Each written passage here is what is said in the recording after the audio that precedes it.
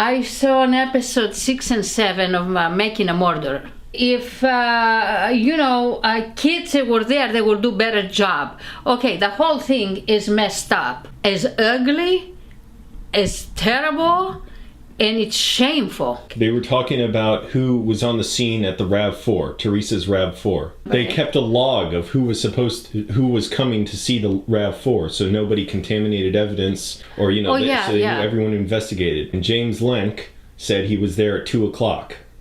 Right, before the log he was made. 6. But then they he went wrote back to his August statement, 29, 2006 testimony. He said he went there around 6:30 or 7. 7 o'clock. After the log was made. I want to know why they say one thing and they write down another, and they didn't remember either. Why they say they didn't found any EDTA in the blood? Is that accurate? Well, the problem is, it's accurate that they said that, but the problem is what's not accurate is the test, because they have no idea basically how accurate the test is. They put it together in weeks. To get any kind of scientific test like that, they have to, do many experiments with it. See, like for instance, put blood with EDTA in it and put it out, let it dry, and test it a few months later. Right. At least a few months later. Have controlled tests, like test it after 2 weeks, 4 weeks, 6 weeks, whatever, and let the blood also sit in the vial with the EDTA for, in this case, it was there for years, but maybe they can't test for years. But see, does the EDTA degrade over time? Does it dissipate when it's exposed to oxygen? Okay, that's fine. Because it was dry. So the EDTA keeps the blood wet. It keeps it liquid. When it was dry, maybe the EDTA sort of evaporates or whatever, or the oxygen destroys it. Else. They don't know. Why they have to test Steve's blood 20 years ago or 10 years ago? Why they have to test it? What was that all about? They were testing to see if the chemical EDTA was in there. Because the chemical EDTA is what they put in with Steven's vial of blood to keep it wet in the evidence. Okay. So meaning, if they found EDTA in the blood in the RAV4, it would prove that the blood was planted from the vial. But it tells me nothing. That says absolutely nothing. They don't even know. And Steve Avery's lawyers, they frame each witness very fair and square. But I want to say something right now, and don't interrupt me, about that woman Pamela, who had that tear in her eye, and God told her, go over there, go right there, and you're gonna find this, that. What the hell is that all about? Who she thinks she's talking to? Okay, I'm talking to you straight, Pamela. Who you think you're talking to? We are grown-ups and adults, and we're not stupid. Now, and you have tear in your eye and said, I believe in God. Don't get me wrong. I believe in God and my Lord Jesus. But don't tell me God told you to go, to go there in 3,000 cars and find that particular car and find whatever else. And it was weird how she Let me tell you something. You lie, and let me tell you, God, you put God's name in that thing. God doesn't like ugly. And sooner or later, what goes around comes around. Watch out. You know what else was weird? Hold it. You interrupted me. So watch out. We're not 5 and 10 years old. And if you were somewhere in another country and you go and put evidence like that, they will throw you lemons, tomatoes, and watermelons on you. So don't even go there. Take it back. What goes around comes around, and God doesn't like ugly. Remember that. Remember that, Miss Pam. You know what was weird was when she called in to the police, when she found the RAV4, she read off, she said she couldn't see the license plate, I guess, I think it turned out the plates weren't even on the car. And she said she was reading the VIN number, which is the vehicle identification number. You can see it from the windshield, but you have to get up close. It's yeah, I know where it is, yeah. She read the last 4 digits. She knew to read those, and she kept asking, is this Teresa's car? Is this Teresa's car? Oh, really? She was so eager to ask right there, is it her car? Right. Almost like she was winning a prize or something. And she knew to read the last 4 digits, apparently because she was a private investigator as well. Yeah, Miss Pamela, you sound so determined. to do this. I'm not saying Steve Avery is guilty or innocent. Yeah. I'm not saying that. But what you bring into us, you stink. From, where is it, Wisconsin? Yeah. From California to New York. You stink, woman. My God, and you bring God's name to that? Now, I give up. When the defense lawyers, Dean Strang and Jerry Buting, asked James Lenk, like, would it have been fair to tell investigator Fassbender that you were deposed 3 weeks earlier in questioning for putting Steven Avery in prison for 18 years and keeping him there on a wrongful rape charge? He said, yes, it would have been fair, yes. And one of the lawyers said, would it have been fairer to Steven Avery if you weren't there, but if somebody else was there in his house investigating? And he said, no, I don't think so.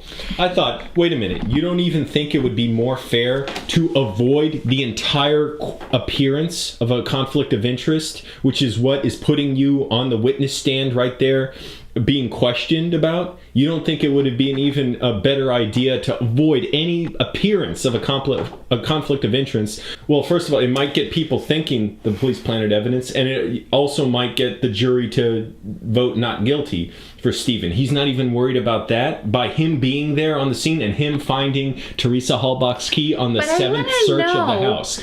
Do they, that Pamela and everybody else, do they take any pleasure out of this? Well, what is it? Who knows? What is it? It's a hatred? It's a pleasure? What is it? Convince themselves. Miss Pamela, that tear, it was fake. As fake as what? What is fake in this world? You fake. That theory was so fake. I mean, anybody can tell that. Well, and okay, James Lenk, he's questioned. He's in Steven Avery's home. He volunteered to be there. He said on the stand, no, I was asked to, but then they read back his testimony, and he volunteered, and Andrew Colburn volunteered, and they were both there together. But how can they? That Steve place is so dirty, is so filthy. That's what. Wait a minute. How can they say he cleaned up all the evidence? That thing, it will take a whole month to clean up one room only and sanitize it. And I'm not saying it in a bad way. I'm just saying there were piles of boxes and papers everywhere. God. You're saying if they stabbed and shot and raped Teresa, that somehow not one bit of her skin cells Let me tell you blood something. that got into his bed. How'd they get bleach inside his bed, thoroughly cleaned it, and then they can't tell there's bleach there? No. They don't even They don't even send any mattress materials to the DNA lab to test. If they thought they could convict him on that, they would have, but they didn't even think it was there. The thing is, I know I grew up somewhere who we have animals and we have everything, and we raise a lot of animals, and my father had to call somebody to, you kill the goat, you eat the goat, you eat the lamb and the bull and everything. So let's go to the goat, which is a small animal. You had a butcher to do it, and I wasn't there. I wasn't allowed to witness anything, but on that butcher, after he killed the goat, he was splattered with blood in the floor, the ground, outside, wherever they did it. Like I said, I wasn't there. It was, they have to wash and wash and wash. So don't tell me all this BS, Miss Pamela, BS, and you BS. Including Nancy Grace, you BS. They somehow managed to avoid.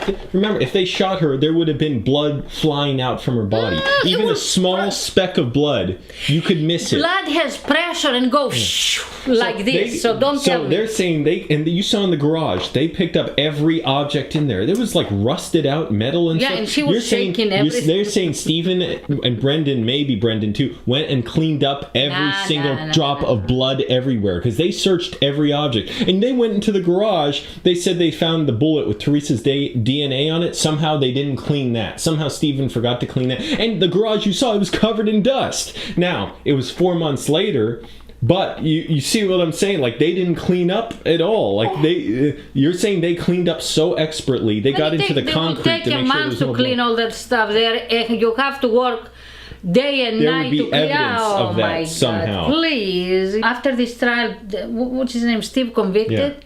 Okay, well, Steven if I Avery. was a juror, they'd be embarrassed. That's The all I can FBI say. witness they had was just weird. He was responsible for the EDTA test. He said he tested 3 of the 6 swabs of Steven Avery's blood in Teresa Halbach's car, and Jerome Buting said, you believe none of them have EDTA in it, correct? He said, I want to make sure you didn't say too much more than you meant, because you only tested 3 of those swabs. So how do you know what was in the other 3? And the guy said, I believe to a reasonable degree of scientific certainty that they didn't have EDTA. How do you have scientific certainty about something you don't test? The Dr. Phil had Nancy Grace, and he said, oh, I want to see that. But not now. How do you go about getting scientific certainty to any degree? I'd like to know what degree it was certain. Like, how much did you rule out the chance that there was EDTA in the blood, or that it was planted? On blood swabs, they didn't test. There's no such thing as a scientific test for something that you just guess. He just said, well, I believe to scientific certainty. That's a lie right there. No such thing as science. That's like saying I have a scientific reason to believe that this table is made out of steel. I didn't test it, but I tend to believe it because at least it's got metal on it, right?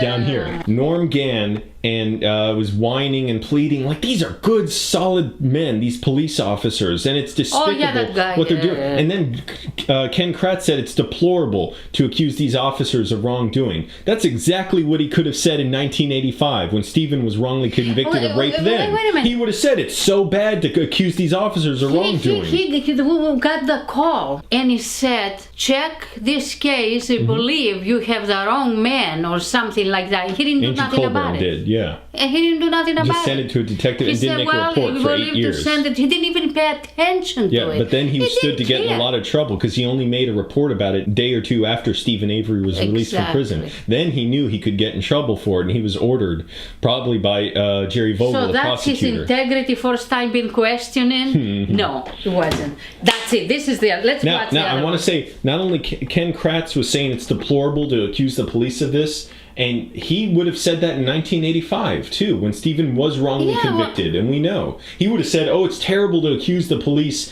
of wrongfully convicting Steven Avery of a rape of Penny Bierstein. So not only that, he said, think about Teresa, or maybe it was Norm Gann said, think about the police would do that. It's such a terrible thing to say they would do to Teresa Halbach's family and Teresa Halbach. That's exactly what he could have whined about in 1985. I'm still upset. Excuse me, I'm saying something. Okay. When Stephen was convicted of Penny Bierstein's attempted rape and murder, he could have said, think about Penny Bierstein and her family. Well, it turned out the police didn't really care either way. They wanted to convict Steven Avery, and now they would like the public to believe that, how could that, it's so unreasonable that you could accuse the police of misconduct. If they weren't interested in any appearance of a conflict of interest, and if they were really concerned about convicting Steven Avery, they wouldn't leave open these holes where it would look like they plant evidence, and it would look like that they have a conflict of interest and they're not investigating. Oh, what did you think of Bobby Dassy and Scott Tadych? They both said each other were each other's alibis, and then they gave the wrong time for when they saw Teresa Halbach go into Stephen's house, because it turned out the bus driver saw a different was there and had a different version of events, and the bus driver more than likely was being honest, because what did she care? She wasn't directly connected. Bobby Dassy and Scott Tadych seem like they have something to hide. Well, yeah, but why they turn against Steve like that? I mean, Bobby Dassy is a relative. I mean, you know why? Brendan's brother, yeah. Why he want to do that? When Steve gets out, how he's gonna face him in the face? And what is that? They're gonna live so close there. Well, first of all, didn't Bobby Dassy say he heard the joke about burning the body on the 3rd when it was actually on the 10th, and it was somebody else who said that? That tells you the prosecution is coaching them on what to say. Let me tell you something. What I know, when you lie, you forget what you're saying. That's why James Lenk said he was there at 2 o'clock or 2:05. That's what they say. Never lie, because when you lie, you forget the truth. James Lenk said he was there at 2 o'clock or 2:05, so therefore he wouldn't have had to sign it. But he forgot before he was being more honest, because he didn't realize there would be an inconsistency later. Later, he was coached on that woman, Pamela, seems like you are a country woman and you mention God's name in vain. God didn't even want to be there. What are you talking about? Be careful, because God is high, but he's looking down, and he's looking at you, and you lie. That fake tear even wasn't even there, woman. If it wasn't even there, who you think you're talking to? Who you think you're talking to? The whole country here, which is people, they're educated, they're wiser, they're smart. We're not stupid. It speaks for itself. And you there, well, be afraid, because you never know what God will do to you, because you're just saying things is not there. You don't even have to say anything. You just line up and present everything that happens in this trial like this. They're not creating commentary on it. And you see it all put together, and it's obvious how one thing lines up after another, like dominoes, all the lies. But Miss Pamela, how can you be there looking the judge in the eye, looking the jury in the eye, looking the lawyers in the eye, and lie like that? It's like the woman who tested the DNA on the bullet. Yeah. She said, well, sometimes it's just reasonable to deviate from protocol. We have good reasons. There was no reason to deviate from that protocol, because the bullet was clearly contaminated. Miss Pamela, I cannot solve the problem, but I know you need help.